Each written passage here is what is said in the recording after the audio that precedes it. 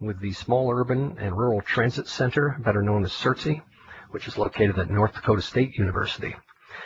He began working with CUTR in February of 2003 and has conducted research pertaining to senior transportation, the transit vehicle industry, veteran mobility, alternative fuels, the built environment, and passenger mobility enhancements utilizing geographic information systems and similar technologies. Dell holds a BA in business management and economics and a master's in agribusiness and applied economics with an emphasis in transportation economics. Dell has been a presenter on these webcasts in the past, and we're very, very happy to have him back. An excellent researcher who always writes great reports and makes great presentations. So Dell, we're going to turn it over to you. Thank you. Okay, thank you very much, Joel. Appreciate it. Might as well get right into it. It's nice to see everybody signing up and taking the opportunity to listen to the webcast today. I appreciate it, and thank you to CUTR for the opportunity to present today. This research entitled Improving Veteran Mobility in Small Urban and Rural Areas is research we did primarily last year in 2013 here at CUTR at North Dakota State University. The funding was in conjunction with the National Center for Transit Research for this project, the University of South Florida, and then us, North Dakota State University, and it also, National Center, NCRT also includes University of Illinois at Chicago and Florida International University, so all those universities involved. And let's get right to it then. Specifically, I should mention up front, this study, we looked at, in particular, the states of Montana, Minnesota, and North Dakota and rural areas and veterans living in those areas. So that was the focus. Brief introduction here, kind of the big picture stuff we're looking at, overview. Obviously, increasing need for veteran transportation in our country. We have a combination of aging veterans, Vietnam vets, and others, as well as those returning from Iraq and Afghanistan and different foreign fields. 30% of these then live in rural areas, which I think is interesting, as compared to 20% of the general population of the country lives in what are classified as rural areas, where 30% of veterans live in rural areas, so higher percentage proportionally. And many travel then as a result long distances to receive medical care and other services involving shopping and anything. And also rural veterans as a whole, we found out, are generally in poorer health, worse health than those living in urban areas. This we found primarily to be from the fact that Vietnam veterans have a higher proportion that live in rural areas as well, and they're aging, of course, and require more health services than their urban counterparts who tend to be younger.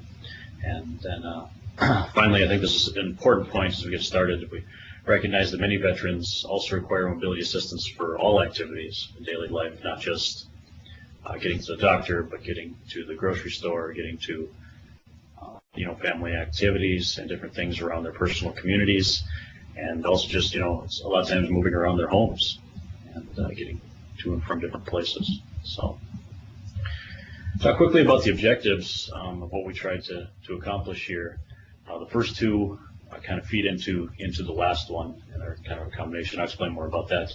Our first idea was to use a survey instrument and to identify veterans living in North Dakota, Minnesota, and Montana that have mobility needs specifically. And then based on those findings, we wanted to quantify the cost of medical transportation to VA healthcare centers, primarily the larger ones in the three-state area of Montana, North Dakota, and Minnesota.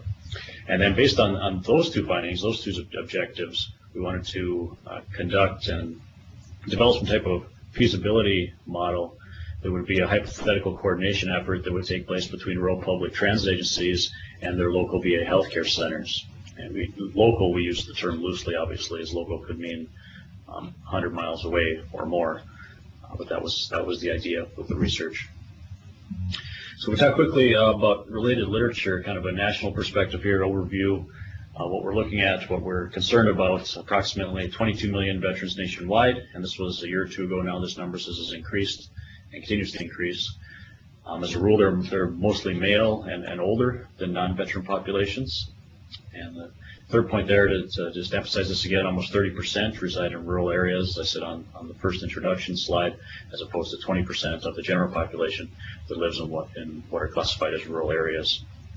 And then also, we found this very interesting, that 41%, 2 out of every 5 veterans that are currently enrolled in the VA healthcare center system come from rural areas. So you see a lot of veterans then in these rural areas, they need more healthcare services, and they're involved, and they utilize the healthcare services that live in rural areas. So, you're talking 41% and growing all the time.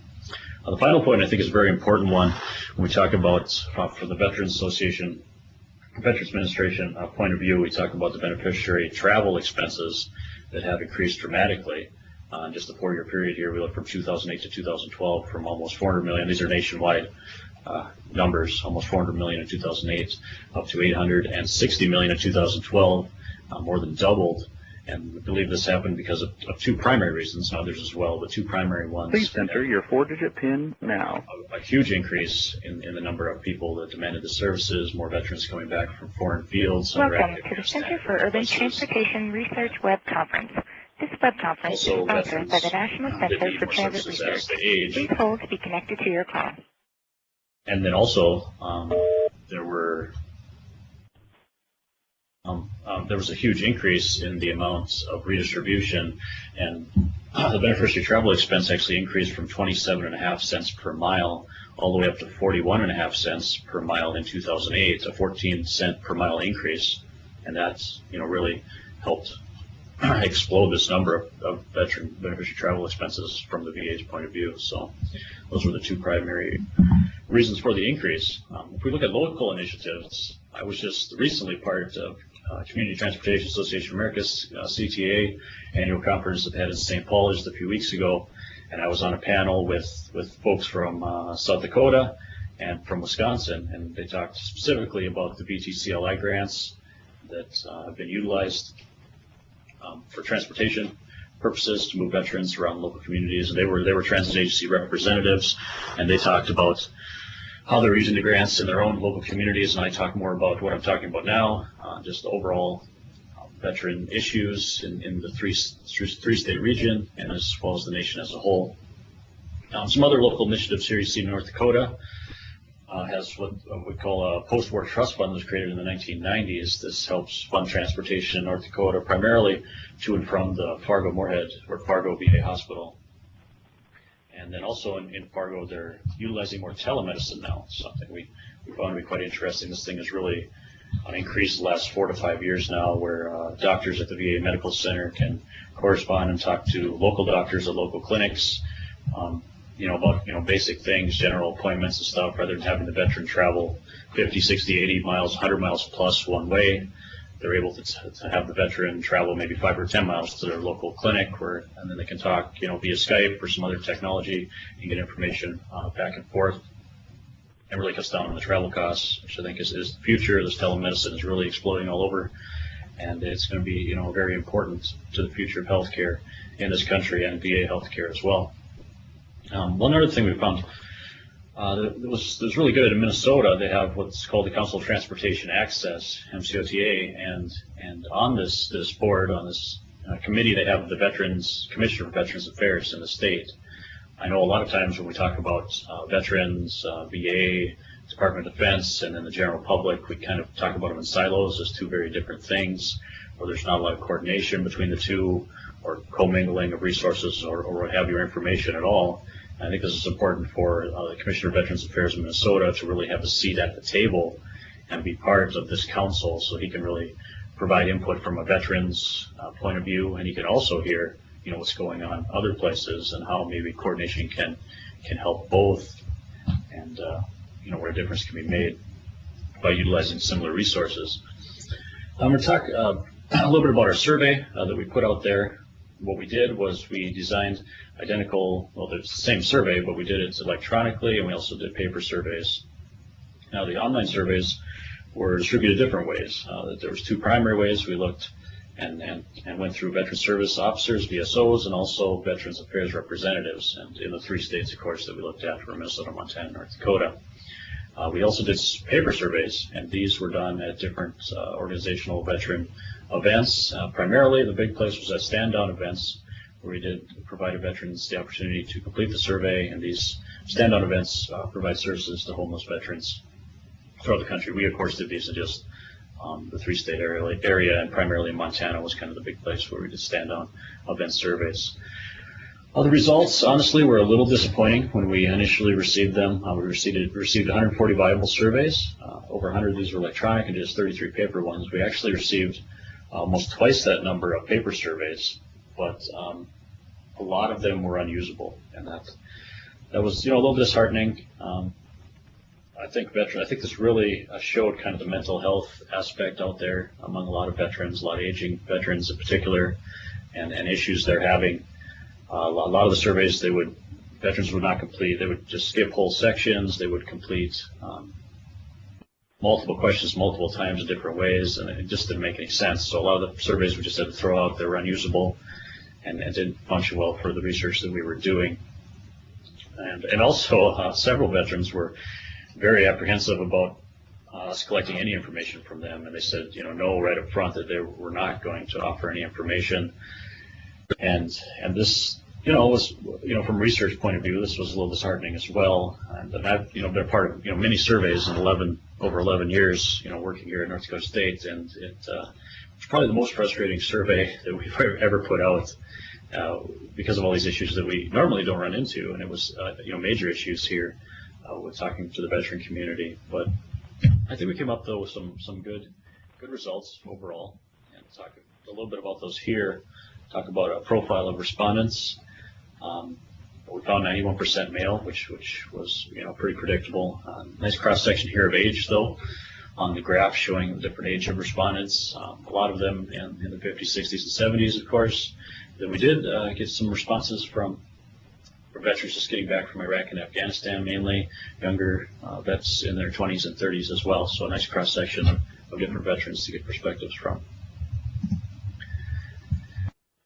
Here you see mobility and travel patterns. We asked them questions about their disabilities. These now are ratings, and 83% here you see said that they had a disability rating where they qualified as disabled veterans. And these now are not rankings that they just pull out of their heads based on their own beliefs. These are ratings that are assigned from their local VA medical center, from the doctors that they work with there. And you see a nice cross section here as well, with veterans having anywhere from 10, 20% disability rating all the way up to 90 or 100. And many had multiple disabilities, whether it's mobility or hearing or seeing, and we'll talk a little bit more about that in the next slide, I believe. But it was really, a large good cross section of different disabilities to look at here. And these, once again, are all assigned by the local VA healthcare center. We asked them to provide that, and not just to, take something from what they believe, but an actual assigned disability rating from the local VA healthcare center. So nature of disability, as I mentioned, these are kind of the main ones the respondents indicated. 40% mobility issues, 31% then said they had some type of hearing impairment.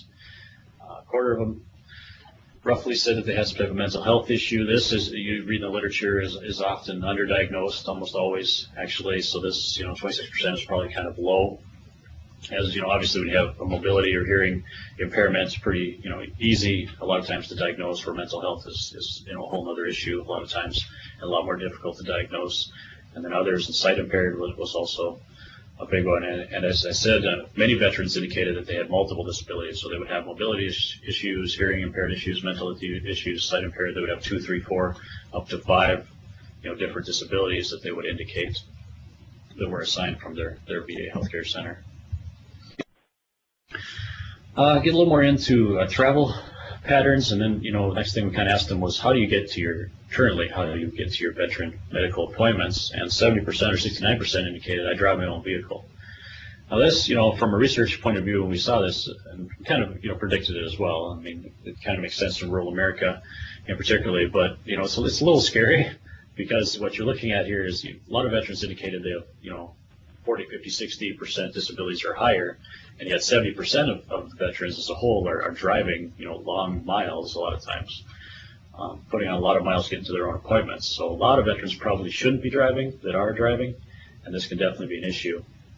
17% indicated that they use veteran transportation services, DAV vans, kind of thing, to get to their appointments. 7% said they travel by private vehicle. This is primarily where the spouse and usually the wife would drive her husband, who's a veteran, to their medical appointments. And then 6% indicated they use some form of public transportation. This is obviously low, but pretty indicative of rural America and what happens. We thought it was about right, but definitely a gap here, I think, to be filled by public transit.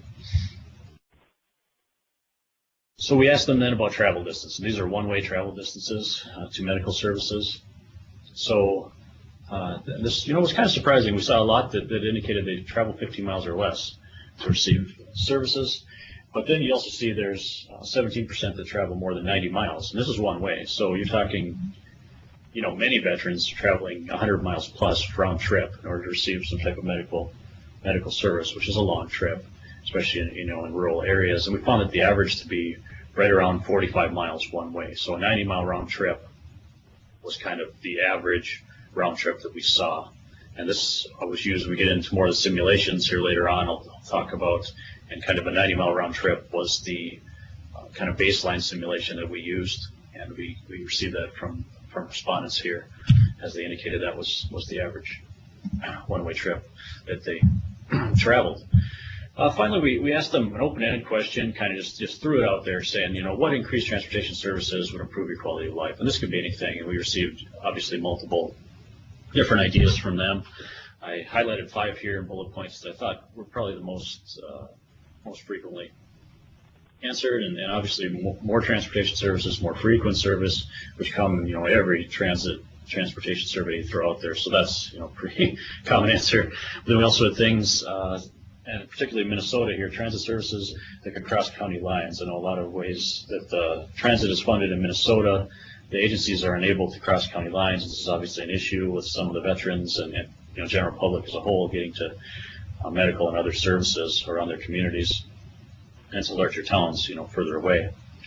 Fargo in particular, veterans talked about Amtrak services and wanted timely Amtrak service. I know Amtrak, the train comes in Fargo currently, it arrives between 3 and 4 a.m. in the morning, and it departs between 5 and 6 a.m. in the morning. So, basically the middle of the night, and it's, not timely, obviously, and the veterans, they're trying to utilize the Fargo VA hospital. That's obviously an issue if you're arriving at 3 in the morning, or, they have to depart at 4 or 5 in the morning. It's not, the best way to travel for most people. And then, one other thing that people indicated that they would like to see more handicap accessible vehicles, and this was particularly among those that traveled using DAV vans that a lot of times aren't handicap accessible. But I think this is great for public transportation. We're talking about transit, as most, if not all, vehicles are handicap accessible for most agencies. So they can really fill a gap there. So now I want to kind of transition from kind of the survey work that we did to talk more about mobility simulations that we did based on findings from surveys and findings from literature and different things, findings from the National Rural Transit Database as well, and from VA statistics. What we did here is we focused on feasibility of coordinating of transit agencies, coordinating with VA healthcare centers for veteran transportation. So that's the kind of the big idea here with the simulations.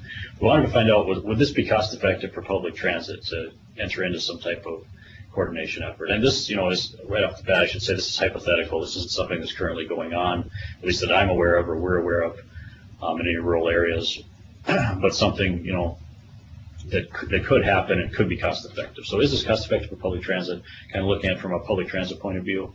And then also realizing that the veteran trips, the veterans themselves, all of, this is based on personal preferences. Each veteran has unique desires, unique demands. They're traveling from different areas at different times. And their appointments are at different times too as well, a lot of times. And what we did then to kind of tackle and utilize for uncertainty here was what we used was At-Risk, which is At-Risk is a Palisade decision tool, which is a Microsoft Excel add-on, and we used it for simulations to account for the uncertainties in travel behaviors and the costs for veterans in their communities. So, real overview here. Top baseline kind of three different variables we looked at. Essential simulation variables, what we call them, and we picked up most of these from the World Transit Database. The final column actually was the VA travel reimbursement that I talked about in an introductory slide.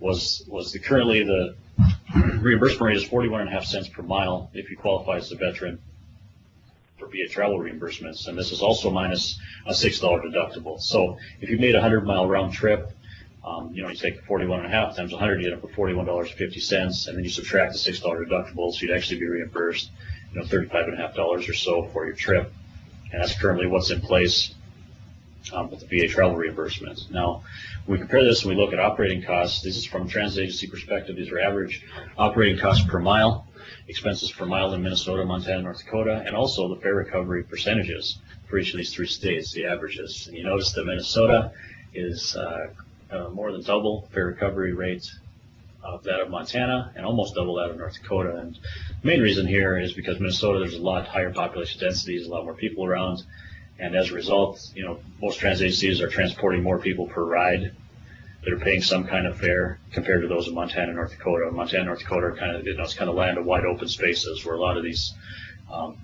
transit trips are maybe 2 or 3 individuals, where in Minnesota, maybe you're getting 4 or 5 or 6 individuals on the bus at the same time. Therefore, you're getting more fares, you're going fewer miles, your fare recovery percentage ends up being higher on average. If we talk, quickly again about this VA travel reimbursement, as I mentioned last slide, at 41.5 cents per mile minus the $6 deductible, you have to qualify in one. This is kind of an either-or graph. This is how you qualify for these reimbursements from the VA, these travel reimbursements. It's taken right off the Department of Veterans Affairs website last year in 2013. And you don't need to qualify, you don't need to meet all 5 of these criteria. You need to just meet one of them. So it's an and/or kind of thing. So you need to have a service-connected SC disability rating 30% or more, or you have to be traveling for treatment of an SC condition, or you have to receive some type of VA pension, or if you have an annual income doesn't exceed the maximum VA pension rate, or you're traveling for a scheduled compensation or pension examination. So you have to meet one of these 5 in order to qualify for this 41.5% reimbursement. Dell, could I ask you a question right now? Sure. Yeah, I just wanted to make sure for clarity's sake, when we're talking about these reimbursements, are these reimbursements to individuals who are using either their own car or being driven by someone else, or are these reimbursements to transit agencies that are carrying people? Far and away, these are reimbursements to individuals that are driving their own vehicle. Mm-hmm. That's okay. kind of what it's designed for, yeah. And that's when I talk more about the simulations, I'm going to talk more about the coordination of these services from transit's point of view. So yeah, as we look at the mobility, the simulations, this is a general example we did, talking about that 90-mile round trip, and we did this in the state of North Dakota, looking at transit agencies that service different locations throughout the state. And this is just the overview, so I'm trying to give you an idea of kind of what we did here with these different simulations. And with that risk, which is nice, you see the box on the right here. What we can do, instead of just entering one average number within an Excel spreadsheet, what we can do is add a mean and a standard deviation. So for example, here we entered 3.28 as the average and 1.55 as the standard deviation. So we get more of a kind of a real world, better simulation rather than just looking at one static number. We also did this for fare recovery rates. We have the mean at 9.4%, and then a standard deviation of 2.8%. So, and these are all transit agencies we're looking at here in North Dakota. And what we can also do is enter and use different distributions. So what we did for the transit fare recovery rates, the best fit was a normal distribution that we used for those simulations. And for the operating expense per mile, we used extreme value distribution, which was the best fit for that particular data set we were looking at. So when we run the simulation, we did 5,000 iterations, and we ended up with a mean of right around $28 per 90-mile round trip, which corresponds to your 9.5% fare recovery rate. That was the fare recovery at $28. And then you see the distribution here, the red bars in the graph. So we're not just looking at one average number. We're looking at this one simulation that has a mean of 28, median of 21.6, standard deviation of 25 or so. Then we can use this to get a better picture of what's really going on out there. within the simulations and in the state as a whole. So if we step back then and look, that was just the state of North Dakota on a 90-mile round trip. Now if we look at the 3 states, we look at Minnesota, Montana, and North Dakota at the same 90-mile round trip, these simulations. And what we have here on the vertical axis of the passengers, this would be the number of passengers, veterans, number of veteran passengers that a transit agency would have to transport to and from round trip to a local VA healthcare trip that would meet or exceed the local fare recovery rates for that transit agency. So for example, and then if you look at the VA reimbursement rates on the horizontal axis, so right now, you know, when they're talking about reimbursement rates, we talked about the 41.5 cents. Well, if the VA would coordinate with local transit, rural transit, and say instead offer them a 20 cents per mile reimbursement right here, then on average in the state of Minnesota, the blue line, for example, an average transit agency in the state of Minnesota would have to transport 3 veterans to meet or exceed their current fare recovery levels if they were offered this 20 cent per mile reimbursement from the VA. And that's pretty feasible for the most part, we believe. And then obviously Minnesota or North Dakota and Montana, that would drop down to 2 veterans. And I'm rounding up here because obviously we're talking about people where you can't cut them in half. You have to talk about whole people. So the answer is obviously 1.6, 1.7, whatever it was in North Dakota, but we round that up to 2. But at 1.7, you would meet or exceed your current fare recovery level for a transit agency. So if you transport 2 or more veterans on a 90-mile round trip in North Dakota, the average transit agency at that point with a 20 cent per mile reimbursement rate would meet or exceed their current fare recovery levels. So, and then you see obviously as the reimbursement rate would increase from the VA from 10 cents per mile to 20 cents per mile up to 30 cents per mile or 40, obviously we'd have to transport fewer veterans in order to recoup your costs and to meet your current fare recovery levels. So that's kind of the idea. And this gets away from the 41.5 cents. This would be instead of the 41.5 cent reimbursement to the veterans, this funding reimbursement rate would go to the transit agency to coordinate services, and they would provide the trip to the VA medical center versus the person providing it by themselves. So that's the idea. And this, obviously, this would increase with the added ridership for transit, would increase ridership, would lower their overall operating costs per passenger, and it would save money from the VA's point of view as well, as their reimbursement rate would be lower than it currently is to the individuals. We also looked at mobility simulations then within the 4 main communities that we looked at: Missoula, Montana, Fargo, North Dakota, St. Cloud, Minnesota, and Sioux Falls, South Dakota. We actually used Sioux Falls. A lot of the veterans that responded to the survey were located in southern Minnesota, and they go to Sioux Falls, South Dakota, the VA medical center there, to receive medical services. So what we did, we looked at transit agencies that operate within 30-mile radiuses, 60 miles, and 100-mile radiuses for these 4 communities. So then, obviously, for round trip, you'd have to double that to a 60-mile round trip, 120-mile round trip, and a 200-mile round trip. So we looked at each of these transit agencies that operate here and what their current levels of fare recovery and operating levels are, and what kind of difference that would make for the VA healthcare centers that they would currently serve or could potentially serve. So then we look at the total round trips. Then this is Fargo, for example. We did it for all 4 communities at different levels for VA healthcare centers. But when we look at a 60-mile round trip, a 120-mile round trip, and a 200-mile round trip with the same VA reimbursement rates, shows you then how many passengers, once again, the transit agency that operates within that community would have to transport, how many veterans in order to meet or exceed their current fare recovery levels. So once again, if you look at the 20 cent level, if the VAs would be reimbursed 20 cents per mile per veteran for a 200-mile round trip, which kind of makes sense that would be higher than the other 2, you would have to transport 2 veterans to meet or exceed your current fare recovery levels. And then with the 120-mile round trip, a shorter trip, you would, well, it'd be 2 again, as it's 1.2, and then it'd be about only 1 veteran you need to transport for a 60-mile round trip to meet or exceed current fare recovery levels for transit agencies within this area.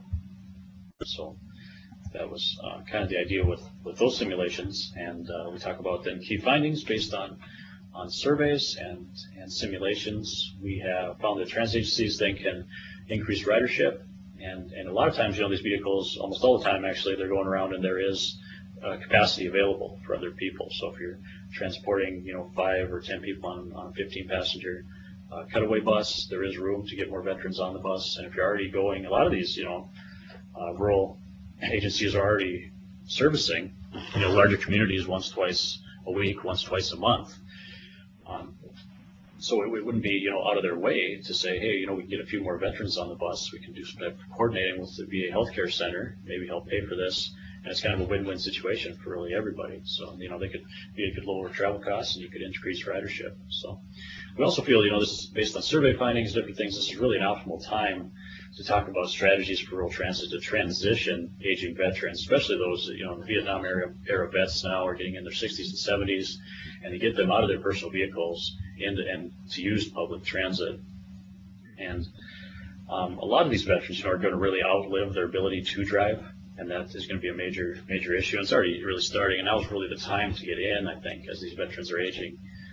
Primarily the Vietnam vets in rural areas, as I said, to really for public transit to bridge that gap and get in there, do some travel training, maybe work with local VAs to get some names, contacts. And a lot of people in these small communities, just a couple thousand people or less, they know the veterans. They know when they're going to,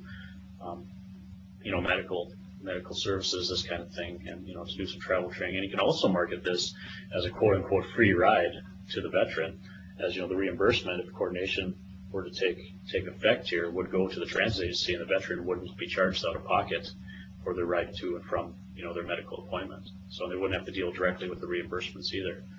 And you also find a lot of times, you talk about the elderly and driving and different studies that you see.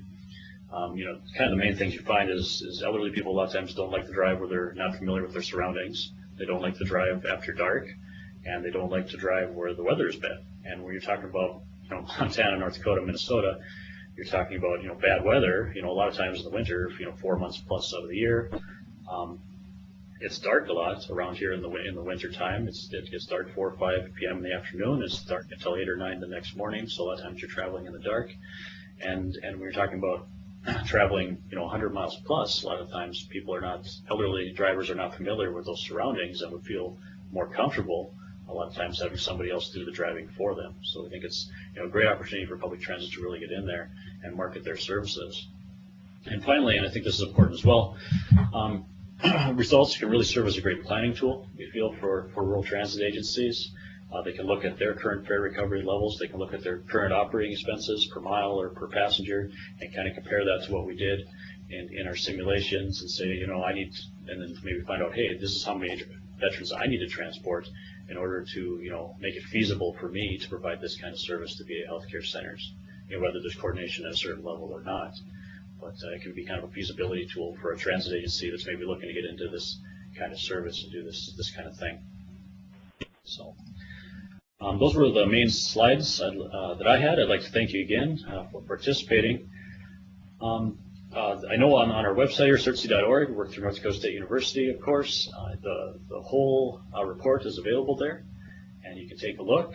You have different information, and I guess I'll just go from there. I'd like to thank you for your time, and if you have any questions, I guess now's the time.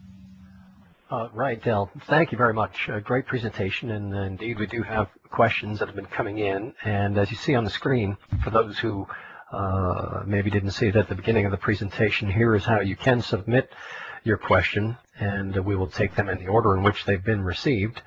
And Del, the first question is this: which category did cognitive disabilities fall under? I believe, as far as the survey, I'm guessing is what they're asking there. Yes. That was, I believe that was under mental health. Mm-hmm. And it should have been other, but a lot of the veterans put it under both as well. And we really didn't have a way to control for that. Right. So, okay. Yeah. All right then. So it's kind of up to them whether or not how they answered that. Next question is the survey tool available for other regions to use?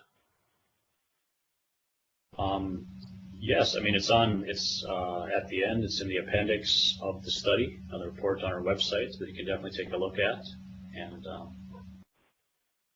the questions are right there, so it can definitely be reproducible and used wherever. So. Okay. Next question is, does this study assume that the current fare recovery rate for rural transit agencies is adequate? We don't really make any assumptions about what's adequate. We looked at the actual percentage. So whether or not, the fare recovery rate is 5% or whether or not it's 40%, is that adequate? I mean, that's kind of up to, maybe somebody else. We just looked and we're trying to make a realistic assumption and saying that, we want to meet or exceed the current fare recovery levels because we don't want to be losing more money than we already are. We want to be recouping as much cost as we can. So is it feasible from a fare recovery level? Right. That's the question we're trying to answer. Okay. And in your presentation, I think you mentioned it was about a 90-mile average round trip for these veteran trips. Do you know how that compares? Do you know how that compares to other rural and small urban types of trips? This is longer as a rule because they're going to VA medical centers, which are in larger communities. So I would guess a lot, and we've done different studies. I don't remember exactly offhand, but a lot of the round trips are 20, 30 miles. Is pretty common a lot of times, and less. I mean, a lot of people going around town, they're only going a few miles if they're in their local community. So they can vary from 3, 4, 5 mile round trip, to an average of maybe 10. And then when you have more of these inner city trips, it's more like inner city busing, then you're talking more 20, 30, 40 mile round trips. And then when you get to the really larger communities like we're talking about here, that's where you get the more than 90 mile round trip averages. So okay. They're definitely higher on average. Right. Next question is, since the VA centers are federally funded, what is the likelihood of the ability to coordinate with local VAs and changing policy for reimbursements on a local level rather than at a federal level? Yeah, I mean, and that's a good question. We really didn't look too deeply into that. We were more concerned kind of with the feasibility aspect of it and does it make sense from our point of view in coordinating. And that'd be kind of the next step. I mean, here we were kind of looking kind of at the ground level and what can be done, how much could be saved, that kind of thing. And the next step would be to take it to more of a policy level. So, I mean, that could be further research or however it could be done. Mm-hmm. Okay. The next question is, could you, Tamika, could you ask the next question, please? Tamika, could you ask the next question, please? Sorry, had to unmute. And well, the next question is go ahead, Tamika, go ahead. Is there any movement from the Department of VA at the federal level to support a move like this? Nothing in particular we've seen so far. We know, though, with the costs increasing so dramatically in just the last few years, and we're all looking to save money. This would be a great opportunity to do so, and for public transit to really fill that gap. I think it would really be a win-win on both ends. Okay. And we have another one. I would recommend surveying veterans diagnosed with PTSD and or TBI. That was a comment. Yeah, no, that's a great idea.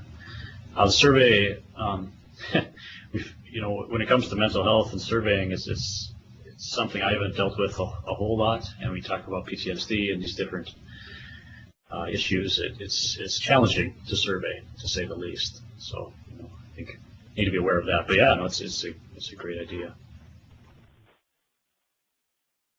And the last one we have here. Oh, looks like another one just came in.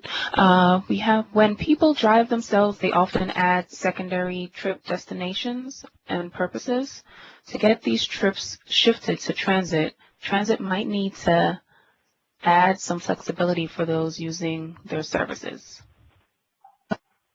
Yes, very true. And a lot of times I know in North Dakota, Minnesota, Montana, where we looked, a lot of transit agencies in the smaller communities would be serving the larger communities and providing, a bus once or twice a week or once or twice a month at least, and they would make multiple stops, whether that's at the clinic or the hospital, and then they would go to someplace for grocery shopping or retail shopping. So they're already making multiple stops. It's kind of they make a day trip out of it, and they're in town for 3, 4, 5 hours at a time a lot of times.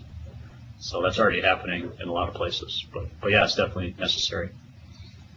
Okay, Tamika, thank you very much. There's one last question, Del, and the question is that transit systems need to recover their full cost to sustain any service, and that we want to help, but many of our counties also have veterans van services, which reduces the number of riders who want or need to ride with us.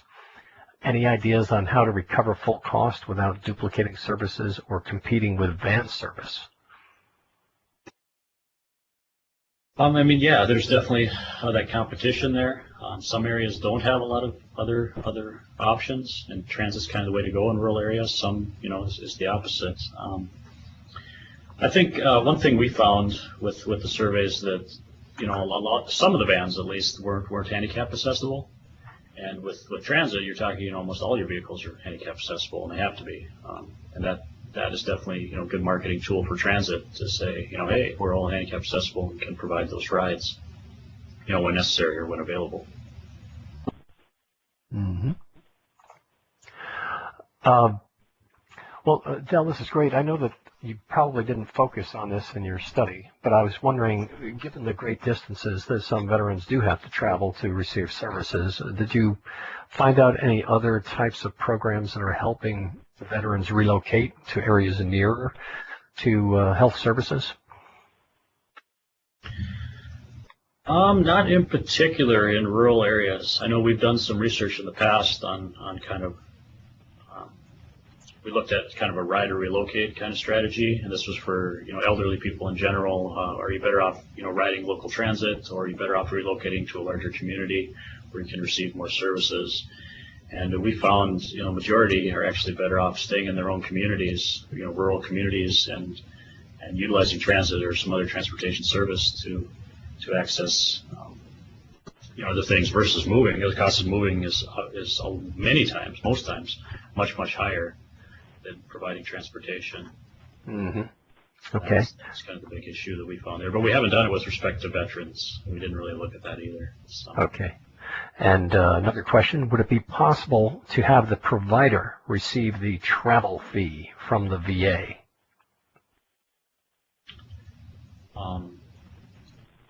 Travel fee, meaning the reimbursement, I'm guessing? Is what? I'm just reading the question. Sure. Yeah, that's something that I believe is happening in some rural areas, that they are providing service, the transit agency, and then the reimbursement does go back to them. So it is possible, I believe, yes. Okay, great. All right, then, Del, that's all the questions I'm aware of right here. But I would like to tell everybody who is still on that we do have a little survey that we would very much appreciate you taking just a very few minutes to complete. It provides feedback to our presenter and to us at CUTR as well in any way that we might be able to improve future presentations. And I would suspect that Del will be making this presentation in other venues around the country as well. So as I said, it's really quite a short survey, but very helpful to us. And we would appreciate your completing it before you sign off. For those who are interested, CUTR has these webcasts or netcasts every 2 weeks, usually the second and fourth Thursday of the month, and the topic changes every time, but it's always dealing with transportation issues and very often with public transportation issues. So we invite you to check our websites. Many reports that we have completed that may be of interest to you and of benefit to you, and we'd love to have you come back and take part in the future netcasts as well. Thank you for all of the questions that you submitted. That certainly helps improve the quality of any netcast that is put on, and we hope that it's been valuable and useful to you and a good use of your time. Thank you again for joining, and have a good rest of the week.